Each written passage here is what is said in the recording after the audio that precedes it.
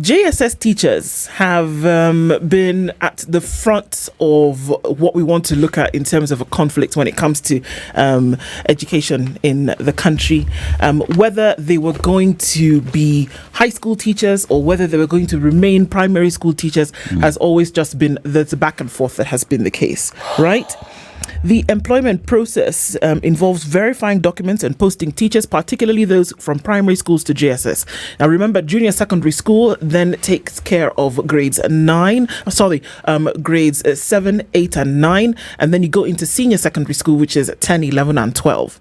Now, in terms of the hiring of those teachers, it was required because remember, what we're saying is that essentially primary school stops at grade 6, and then you get into secondary school, grade 7, 8, and 9.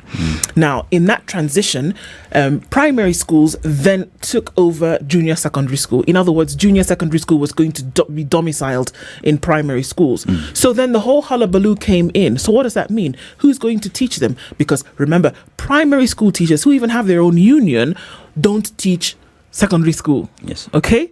And if you're going to domicile a junior secondary school, whether it's junior or senior, it's still what? It's still secondary school. So if you have primary school teachers in a primary school and you're going to domicile high school in a primary school, the question becomes, who is going to teach them? Will you then bring JSS teachers into primary school? And how are we going to cut through that divide? So there's been a lot of hullabaloo around the whole, question and who's going to hire them and what then will they be entitled to? Will you make them permanent and pensionable along those lines? They're pushing for their own union now because it's clear that where they sit is very different from where everybody else sits. Primary school teachers, good. Post-primary school teachers, that's very clear. And now we're saying that JSS, we're straddling between primary and secondary. Where exactly do we lie? So they're saying, you know what? First of all, give us our own union because all these things you people are doing, it doesn't help us in any way. And they're also saying that, we're trying to delink from primary school heads because they're essentially telling us what to do. Senior school heads are just not even regarding us because where exactly are we? There are many issues that are surrounding this whole JSS debacle, and we want to look into some of those issues this morning. And just as we get into that, we're going to talk with Edwin Osoro. He is the interim chair of the JSS National Forum, and he joins us on phone this morning. Good morning, Bwana Osoro. Yes, thank you, madam. How are you doing? I'm great. What about you? We're doing all right, and thank you very much for asking. We wanted to just get into this with you this morning. There seem to be so many issues that we have been going over and over again. We want to get from you to help us understand, beyond what I've been able to say this morning, what the issues are and what we're looking for towards being able to resolve them. Yes, thank you for the opportunity to share with you on what is happening in our education sector at the moment. As we are aware that we are in a paradigm shift and we have a lot of changes that are being seen today under the CBC dispensation. First of all, as well, we are aware that JSS has been domiciled in the primary section where we have graduates who are domiciled in the primary to teach or to educate learners on those sections of junior school. And what we are experiencing at the moment, we have several challenges. For instance, for the teachers who are handling JSS, as we as a leadership, we have been in conversation with CUPET so that we can also have our teachers in the same union, because JSS teachers are post-primary teachers, and to that extent, we need to have a voice of representation based on the fact that we have already made an attempt to form our own union, but it was responded negatively by the soft trade unions, which made an order to reject the union that was supposed to be articulating the voice of the JSS teachers. But as we speak, we have several challenges, starting from what we normally call the CBG, or the career progression of the JSS teachers. As we all remember, we are in the primary setup, and there is no clear career progression guidelines of these teachers. But we are focusing much on that. We also have challenges of sports, these activities, you find that JSS teachers prepare learners, but eventually you find that our primary counterparts in the JSS, whom we share the environment, they have already occupied all the slots of representation of the co-curricular activities. So we have many challenges, but we are speculating that in the coming days, we are going to meet with the Cabinet Secretary for Education to share a table and, of course, enlist some of the challenges that we wish that the government might have to intervene before the situation gets out of hand. Osoro, so JSS teachers have been teachers before. JSS teachers, then we started to see with the progression of the CBC curriculum that then it was clear that JSS teachers were needed. Where were they before? That's a challenge from the government. When there was the Presidential Working Party on Education Reforms, there are professors who gave out some input towards the implementation of JSS and the entire CBC curriculum. Remember, in the last administration, they had an intention to have JSS domiciled in senior school, but that did not materialize. Remembering that we also had the issues of politics, and now the coming up of the new administration and the Kenya Kwanza leadership under President William Ruto, he appointed the education, the Presidential Working Party that gave these measures that JSS will be domiciled in primary section. And I think the Working Party did not consider the views of the teachers and the views of the educationists who were to give the substantive information, and they didn't have that in mind when they were considering that. But that is said and done. What we are supposed to do, there is nothing cannot be able to be adjusted because it has already happened, but there is a lot which is yet to be done by the government, more specifically the Teacher Service Commission, and of course the Minister of Education, which is in charge of making policies so that we can have maybe at the moment where we are, what we can maybe request is that we need to have a divergent opinion on so that we can also see our autonomy of JSS administration. We want to see maybe substantive deputies appointed from the senior school who have competence to be able to lead those schools that we are currently headed by head teachers, of course. Mr. Osoro, there's something I'd like to understand. Are you saying that the Working Party did not consult with the teachers? Yes, they didn't consult with the teachers substantively, because if there is no career, even the CPG, what we normally call the career progression of JSS teachers. Remember the first cohort, which was taken in the year 2023 as permanent and pensionable. There were 9,000 teachers who were taken as permanent and pensionable. And up to date, next year, as we are aware that next year, 3 years, they are going to C3. You normally start as at the level of C2 when you are appointed substantively as a permanent and pensionable secondary school teacher. And that is where JSS teachers belong.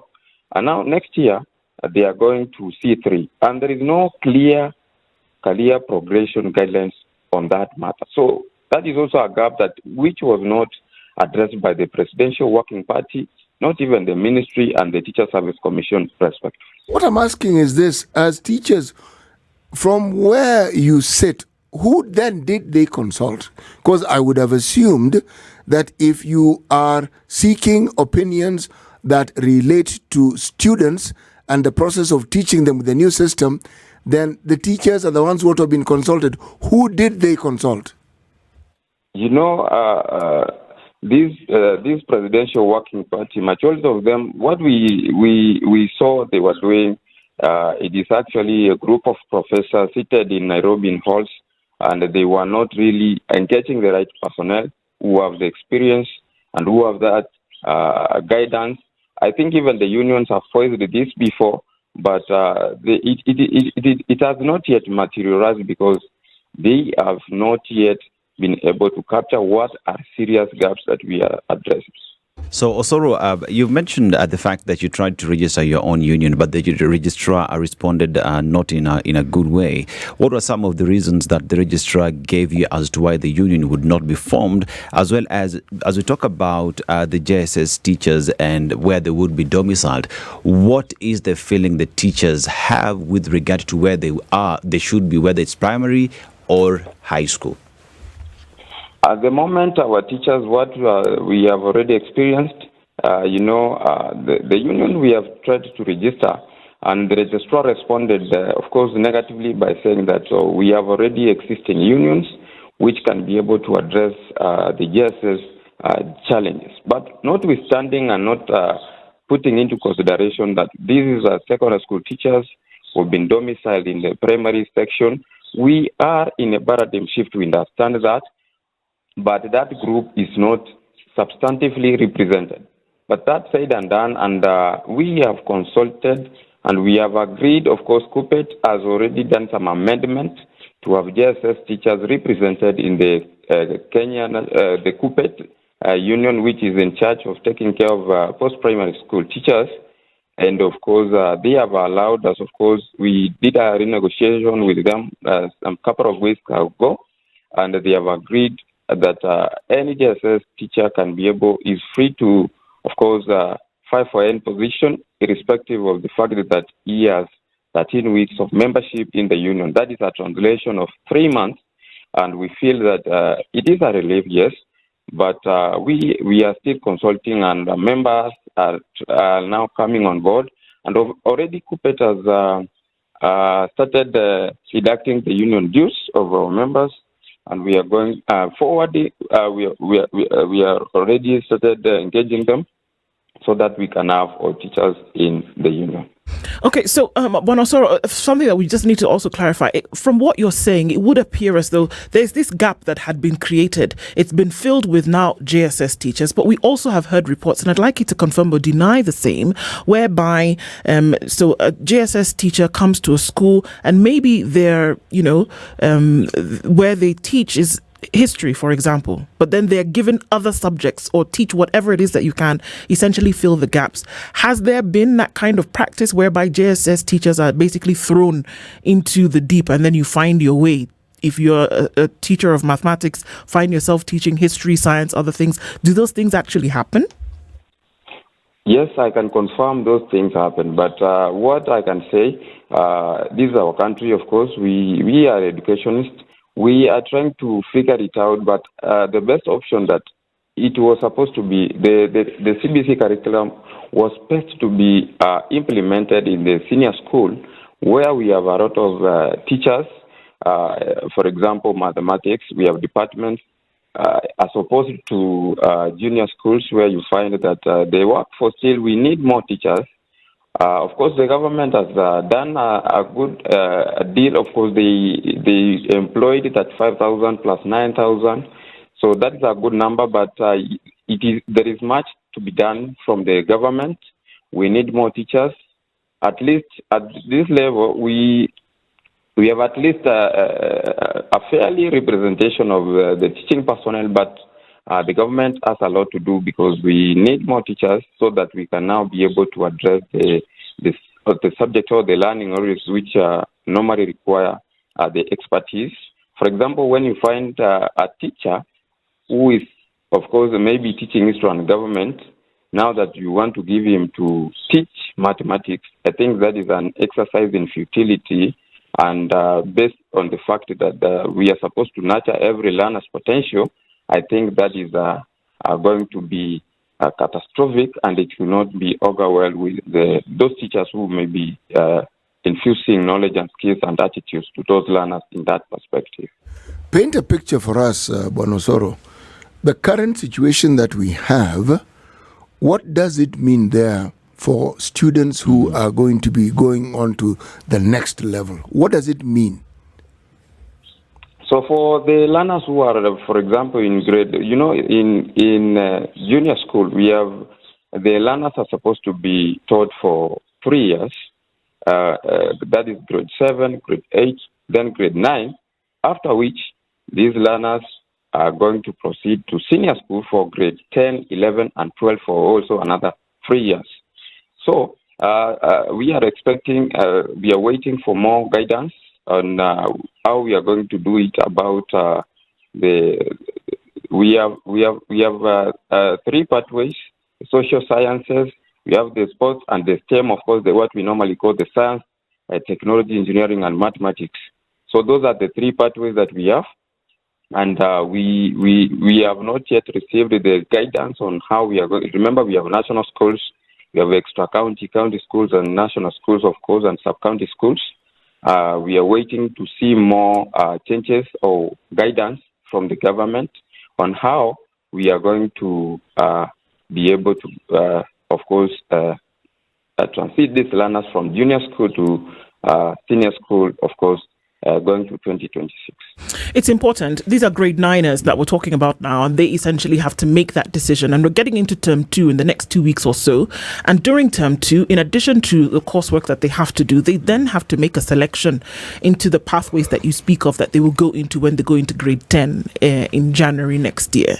Now, what kind of support is being offered to these students from this? Because we still remember that the JSS teachers are the ones who've handled them from grade 7. This particular class has had some bumps, haven't they? They have dealt with going into grade 7 where it was really not sure what was going on. Teachers themselves, just as you've admitted, were, up and down. There was a bit of confusion. They didn't have books until maybe the 3rd term of that year. We get into grade 8 when, we're still starting to settle down. And then we get into grade 9, which is another transition year in the curriculum. And now they have to select pathways. What kind of support is being offered to these students, even with the issues that you speak about, where teachers are having to suffer from, Osoro? It just seems that there's a lot to have to handle. How is this actually working out? Maybe what I can say, the government, basically the Ministry of Education, assisted by the Teacher Service Commission, they have a lot to do in guiding the entire process because they are policy makers and implementers, of course. We are yet to get the further instructions from the government as a whole, the Ministry of Education, the Teacher Service Commission. We are yet to find more progressive guidance on how we are going to execute this entire new curriculum. Of course, we understand there are challenges. Yes, we are human beings, we are teachers, we understand that, but we need to do these things in advance so that we can be able to see the grade 9, because these are trains that have left the station and there is no turning backwards.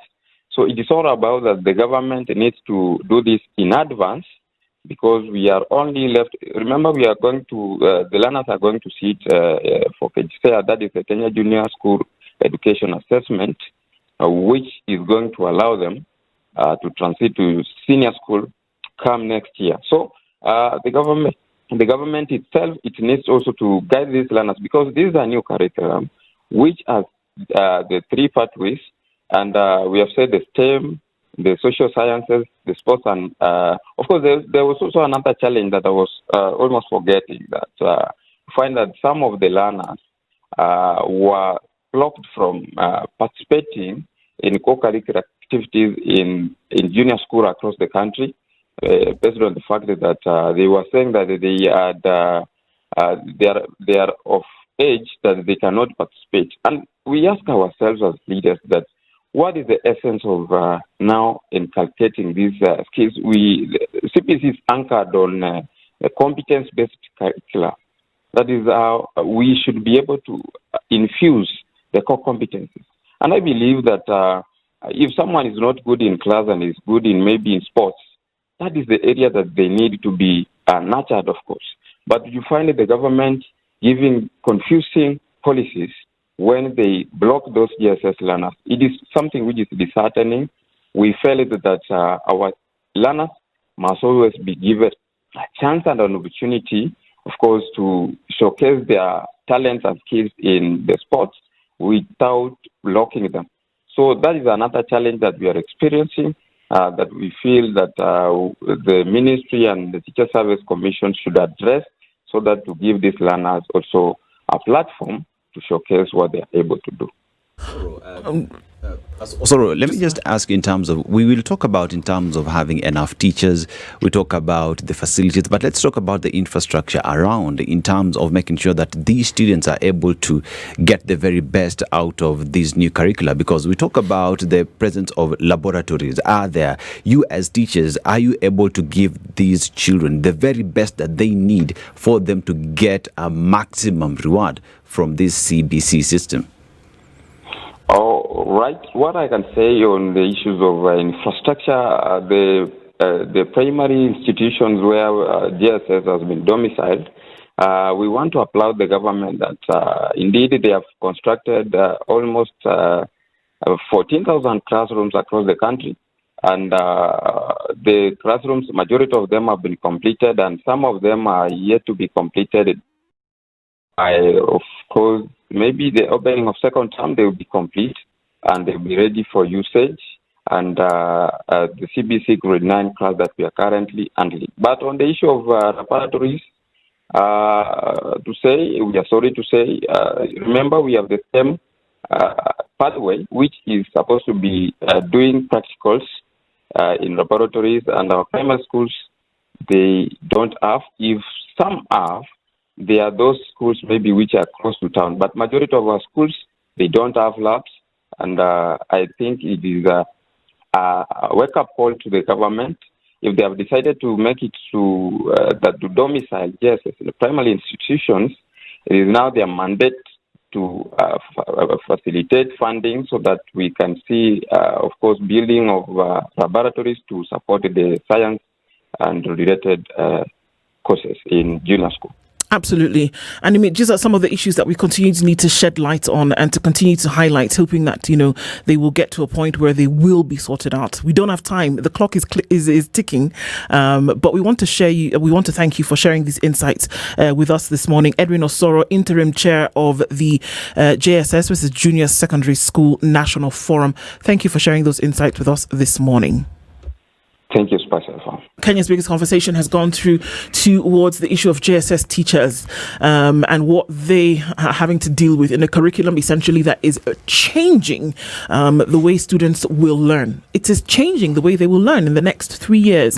And they are in a transition spot whereby they're essentially delivering to the senior secondary school, which now for the first time in Kenya's history goes into pathways. So we cannot overlook the importance that these teachers and the role that they play in this particular section, and it's important that they have everything that they need, but we're in a spot where they don't have everything that they need by their own admission. We don't have enough labs. We don't have any labs in some schools, and we've said that these students need to be prepared for a pathway into a specific course. We don't have what they need at the fundamental level. Yes. We don't have teachers who are trained, number one, to be able to take them through those courses. These teachers are in limbo. They don't know where they are. Are we secondary school teachers? Are we primary school teachers? What are we? Where do we go? Can we form our own union? And the call seems to be the same thing.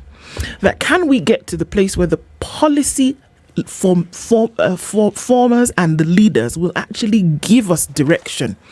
We were told that 10,000 classrooms would be completed by December, and then we ask ourselves the question, okay, well, what about the ones that were left?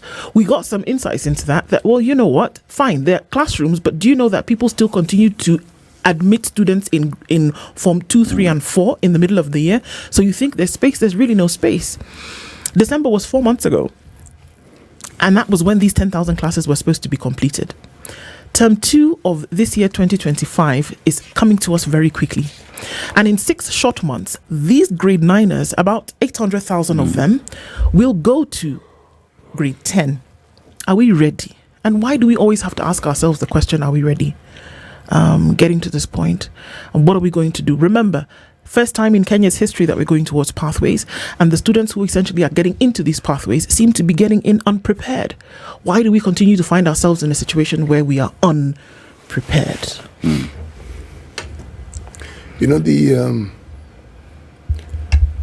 If one focuses on the things that are not working right in the country, one will get depressed because there are many. But the abiding question is, could these situations have been avoided? Because if they were avoided, then the discussion would be completely different. we have students who are graduating after high school. Yes. Some graduated last year. With this new system, they'll be graduating as well. And the numbers of students who graduate in our schools, those who leave primary school or junior school, and those who will now leave senior school, they are in the regions of 1 million. Now, what I'm interested in looking into the future is when we think of these numbers, and every year the number isn't constant, it actually increases. Yes, it does. We look at the spaces that we have in our institutions of higher learning, and at best, a fifth of these students, at best, will be accommodated. At best. What then do we do with the others? What happens to them? Are we currently experiencing the ripple effect of a large population of very young people who have left some form of education? And I haven't spoken of those who've graduated from some of these tertiary institutions where they've gone for some training or the other, or the university. What do we do with all these young people? What plans do we have? Because each and every of these students, and remember, with every year, the number is compounded. Yes. If these students, if these citizens are idle and they have no hope, what do we think we will see? It's interesting when you talk about JSS. If you look at the goal for it is to nurture holistic development, critical thinking, and talent-based learning under the FCBC framework. Now, when you just look at holistic development, let's look at what the curriculum offers them. You know, we talk about JSS being domiciled in primary school, but part of the holistic development is making sure that we have the labs so that those who are deep in STEM get in there. But as we've been told by Edwin, these labs do not exist. That means from the very foundational process, we are interfering with that holistic development and giving them a curriculum that will give them the aspirations that they want. Now, we also have a history of the transition. Someone always drops at some point. What are some of the safety nets, and how is the government trying to bridge these gaps, you know? Because if we don't get it from the foundational point where someone is getting into, say, I want to be a plumber, that has been made very well in my foundational basics. If I drop out, I can go to a TVET and do that. But if the foundation is destroyed, how do you move forward? You know, City. This is the thing, and I think sometimes we try to couch it and make it sound pretty, but the truth of the matter is that there are no safety nets. That we are, you know what it is that we're in a plane and the thing is crashing, and we're just telling people, you know what, jump out before the thing crashes. You're safer jumping out, and maybe you have a few injuries than you are if you stayed in the plane and the thing crashed and you all died. And that's what we're doing. We are playing Russian roulette with our children and their education. That we say, okay, well, you know what? This is where we want to go. And it's clear that this is the road to get there. But for some really weird reason, we decide to go left and then find our way through the jungle and then maybe come out on the other end. And then we say, well, at least we made it. Well, I'm saying we can't do that. You know why? Education of a child. You know that you want somebody to select pathways. Yeah. You know that you want to have somebody in STEM, which is science, technology, mathematics. You want that. But then you don't have the ingredients for them to do that. In my opinion, my father always used to say, if you're going to start something, you might as well start it right. If you're not going to do it right from the very beginning, don't touch it. Yeah. Stay with what you have and then just move on with that. Do the best that you can. Yeah. You know that you want people to go into the humanities and you want them to go into the arts. Do we have enough in terms of facilities to make sure? We don't even have enough science teachers, for crying out loud. We have a 67 to 33% ratio, 33% being the number of science teachers that we have in the country. But we want that out of the 1 million students who will go into grade 10. And if you want to say, even if you say a quarter of them, 250,000 students will go into STEM, and you don't have enough teachers. I don't even think we need to romanticize it or make it sound sexy. We just don't have the fundamentals that we need. So the work that should be happening right now, the business of the Ministry of Education today, the business of teachers, the business of policymakers, the business of curriculum designers and implementers should be, what can we do today to ensure that this thing which we have prescribed can actually work? If you're not doing that, you might as well be sitting on the side of the beach sipping a pina colada, because what are we doing? What are we doing? Because we are saying that we want to go in this direction, but you don't have the tools that you need to do that. You're going to come at the end of it, you would have lost your shirt and a shoe, but then we'll say, well, at least we've done it. And some of the things that CT say, what safety, and even what safety nets. People tell us today that for those students who cannot make it to university, let's put them in TVETs. And I'm saying no. TVETs actually on their own are a qualifying kind of institution for a lot of people. We have people who have specialized in certain things, and they can go through a TVET and come out on the other end of it, either start a business or do a job. If we don't have the fundamental ingredients to do something, my plea continues to be, then why do we begin? I think, no, you see, this new curriculum, as been said, was meant to change how we do business. Fine. Okay, good. We agree. But how do you start something without even taking it through a piloting process? Because that seems to be the order of business in this country, because you've not taken it through these tests that are needed to see what works, what you need to fix before you actually deploy it. Because today we're trying to play catch up, yet from the very word go, we got it all wrong. Because we took this idea and we shoved it down parents' throats and that it has to be implemented. Yet you've not agreed on where even these institutions should be domiciled, whether it's primary or high school. You've not even decided on matters to do with the laboratories. Do we have them? What happens to those in STEM? We've just been told by Edwin that there are those who want to play sport, who want to be greatest athletes in this country, but they do not even have a field where they can run or play football, because already primary schools have taken those spaces, and those who are in JSS do not have anything to do, which begs the question, when it comes to the implementation, the policymakers, those who are here, why don't they just sit down and start looking at how best to do the best practices that should be applied, City? You know how misdeeds catch up with us? Very many of these public schools that we have in the country had sufficient acreage for development and for growth. But over time, right from independence, all these pieces of land where you found government installations, whether they were schools, whether it was the prison, whether it was the military, it was government land. There were no individual titles that indicated that this land belongs to the armed forces, this belongs to the army, this belongs to the air force. We didn't have that. So many people took advantage of this. And in so doing, they carved off pieces of land that belonged to schools. It still happens today. My primary school was the land was being taken the other day. Kimal Primary School in Eldoret, this year, 2025. Right. So there are people who believe that the only way you get rich is to get government land allocated to you and then you sell it. And that's supposed to be a business venture. Anyway, that problem is catching up with us now, because schools don't have spaces to expand. We have public areas that were designated as public areas, playgrounds, designated. Yes. Those were taken. They were specific targeted land, not just for public areas, but for facilities that were envisioned would cater the needs of people whose population was also estimated over time. That land over time was also taken. Now we have a genuine problem on our hands. We have this new system, and even to put up the schools or the classrooms that we require, you need land.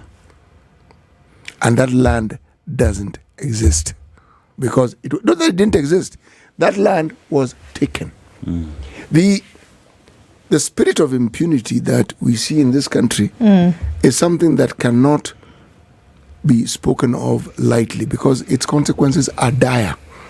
and dire in the sense that they're generational problems. It has started at a certain point in time, but it proceeds to affect others much, much later into life, and it continues. The process of annexing government land, what we in Kenya call land grabbing, became the norm. And yet, in an earlier time, land could be allocated to you for development. We had a low population, and the government needed to have the land which it had at its disposal developed. So land was actually allocated to people. Yeah. That period ended, and the populations made sure that that was going to end. We are in an era where the reality is we have needs for our children. My focus on the children, young people, with their schooling.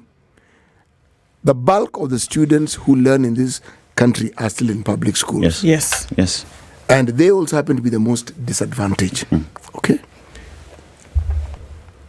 How do we ensure that just like students in a past generation who got the benefits of a good education with minimum interference, how do we ensure that this generation of school-going children also have it good? Because by everything that I can see, this JSS system is going to serve them with the short end of the stick. It is. It already is. It already is serving them the short end of the stick. That unfortunately, I think about this thing and I say to myself, we've talked about it's like we're almost, blue in the face that we spoke about this thing. But if we don't continue to speak about it, you know what happens? This thing, it goes under the table, the water washes, it's under the bridge, it's gone.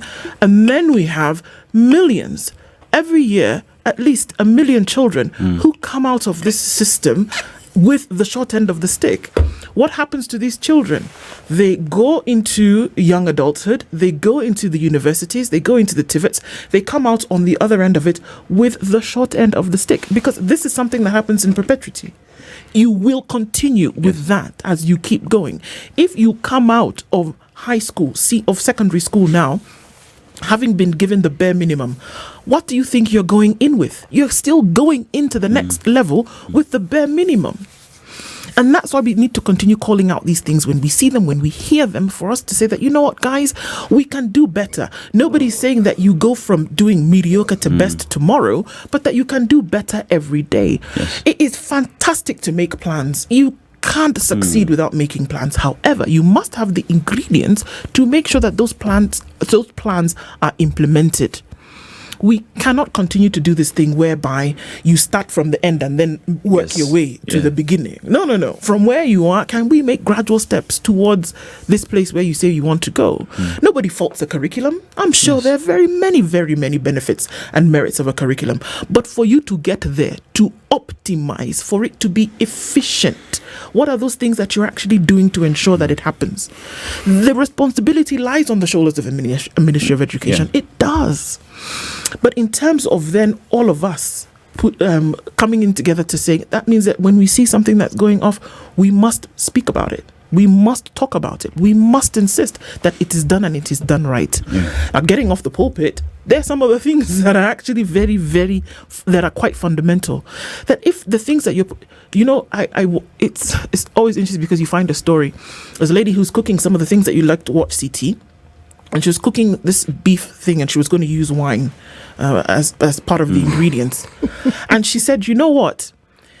For this beef stew to come out in its best form, and I'm putting in wine, I'm not going to just use the cheap wine that's going to do. I have to use the best ingredient for the best result. Yes.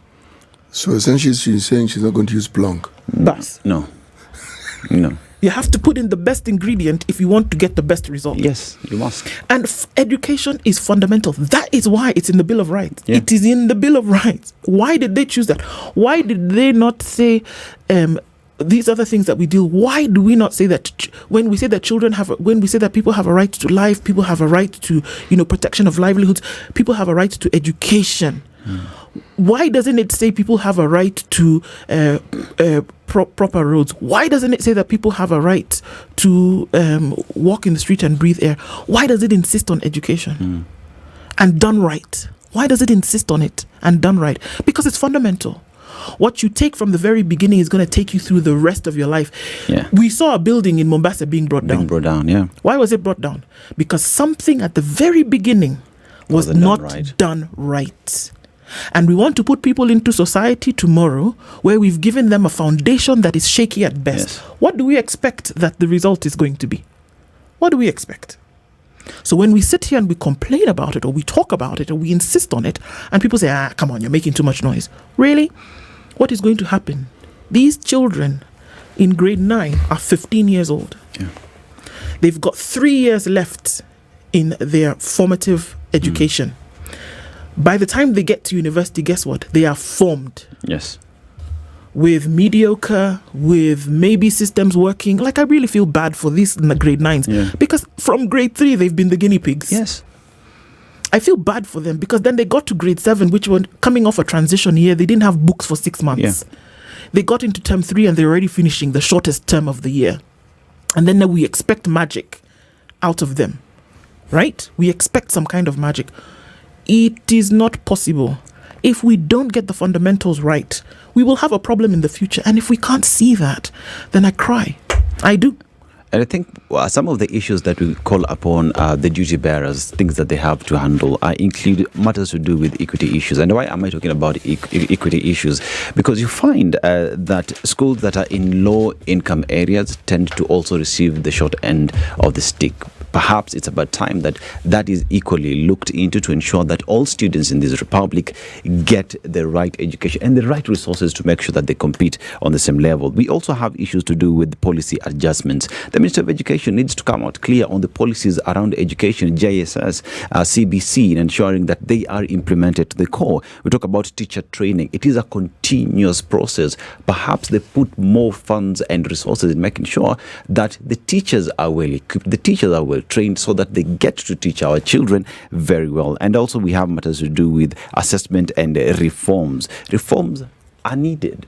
We are not doing right with regard to where we are with JSS. Reforms are things that must be put in place to ensure that the education of our children is nothing but the best. As we say, put in the best ingredients and you have the best student, the best Kenyan that is coming to serve this republic. You know, the thing that most people fail to understand is that the memories we have form the narratives of our life.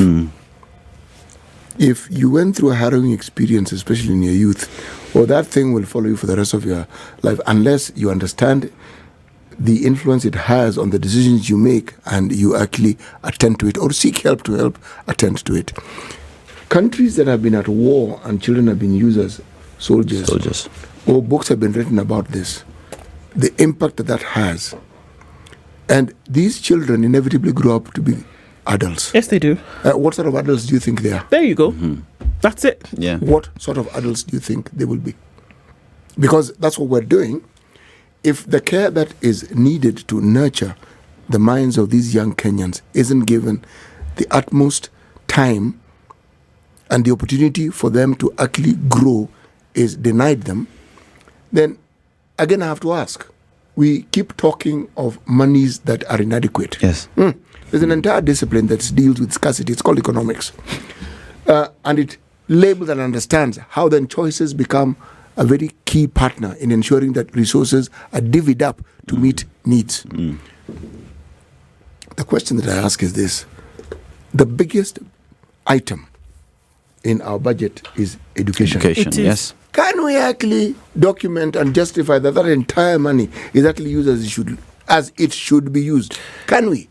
Because if we can, why do we have all manner of pending things? Universities have their issues. Why do we have gaps? There are gaps teachers, everywhere. can't There are finish gaps computation. everywhere. Yes. Can't build schools, don't have labs. Come on. That money is a heck of a lot of money. If you itemize it and look at what it can do vis-a-vis the number of education institutions we have in the country, it is still a lot of money. Can we? Until we can do that and say, each and every to the last cent was used towards this, then the issue of inadequate resources will make sense to me. But before then, it does not make sense. City, we have majority of children who go to school in this country going to public schools. Yes. That means the government has to ensure that the majority of those who go to school get nothing but the very best. We cannot continue sitting and saying we are still trying to fix it. We have to do it right from the word go, because time is not waiting for us. Dennis, the tragedy that I've been speaking of, as I've been looking at the proverbs from Zimbabwe, we have similar tragedies. Man, do we have a wealth of human resource? We do. We do. It is that wealth of human resource that enables a country to move forward, because you don't have a shortage of people who can think up ways of ensuring you move forward. We keep talking of documents gathering dust in whichever ministry that comprises of the way forward movements that Kenyans have come up with. If we can export labor, it means we have labor that can be exported. Yes. Especially if it's trained labor. Right. But should we not meet our own needs first? True. Should we not meet our own needs first? Because it is the resources of this country that have trained those people. Should the people of the country also not benefit as they should? Just have sufficient teachers to meet the needs. Simple, in my mind. Simple. And yet, someone will say the monies allocated are insufficient. Again, those colossal amounts, you're telling me they're insufficient. How exactly? Show us how you spent it so far. Yes. What is done with it? Just itemize it. Let's not even go into history. Just look at last year. What was allocated? 638 billion. Exactly. Just how this was utilized. What did it actually do? You know that amount of money? 400 million shy of $1 trillion. Yes. What did it do? And how can somebody demonstrate that it was insufficient to meet the needs that we've been talking about this morning? How? Until we start to take it seriously, we're not going to be able to see the results. And I believe there are some people who take it seriously, but if everybody doesn't at the same pace, or even some exceeding others, we're going to continue to see these problems that we see. But it would be disingenuous of anyone to think that those who essentially are building a future on the shoulders of children who go to school and are not doing it right, to think that something perfect will come out of it. We got to get our ducks in a row, and then beyond getting them in a row, you have to get them walking. Some of the conversations that we have every day on the Situation Room, it continues. Good morning. This is the Situation Room, the only way to start your day.